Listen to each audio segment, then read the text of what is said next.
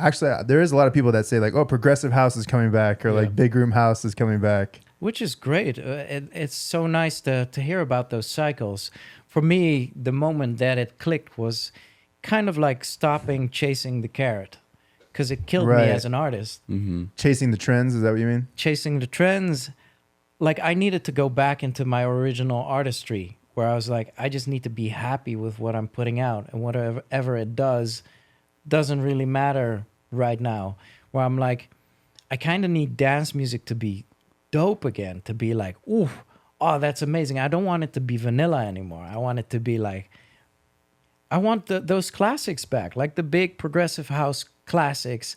Whereas, like, where are those? Like a Clarity, you guys played Clarity yesterday, the big anthems, and it's like, I think we need to get back to those, where it really makes an impression on a community and make classics, man. And you've seen a lot of your older songs from like the 2010 era have a rejuvenation from like TikTok, and we were kind of talking about the American sports teams. They seem to play Turbulence in like every arena, like hockey or the Tsunami. We're friends with the Dubs boys. They always play that in like the NBA. Dude, when Steve and I made Turbulence, we never anticipated it to be that.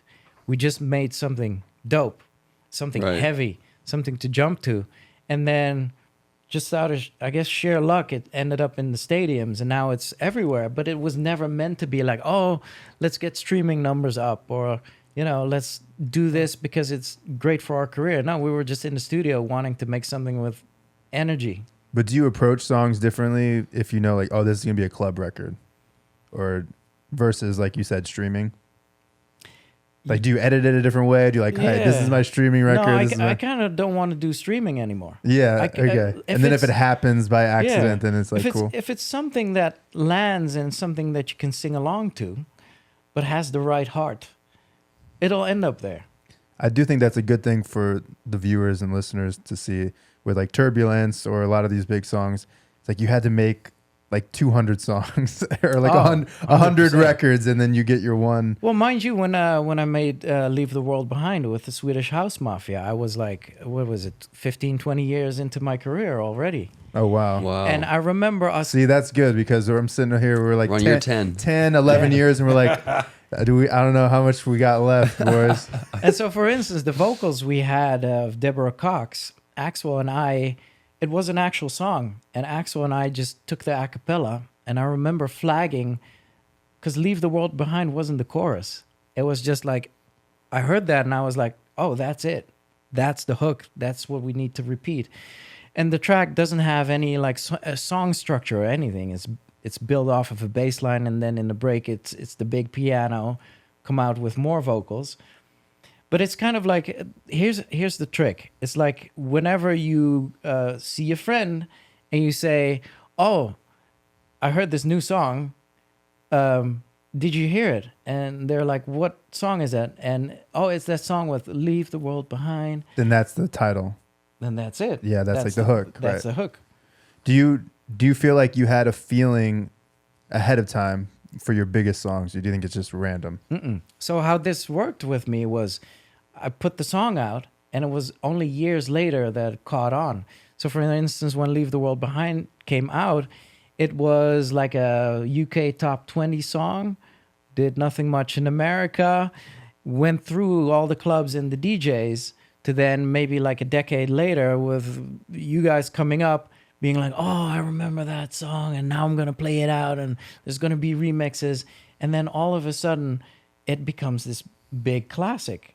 Like organically. I remember putting out Break Down the House, and it was peak electro days where everything had fart bass lines, and I was putting fart bass line, and I was putting out house. No one wanted to sign the track either.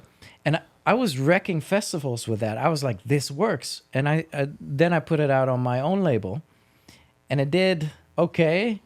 But then 5 to 10 years later, it becomes really that long? Yeah, it becomes an underground classic. Wow. It's so interesting. That is. I mean, we have a couple records when we put them out. We're pretty sure this is gonna be big, but it was more because we had like a big feature or something.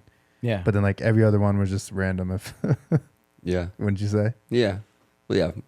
Pop, our stuff is more like pop leaning, so you have a feeling sometimes when you think you have a catchy chorus, you know. So.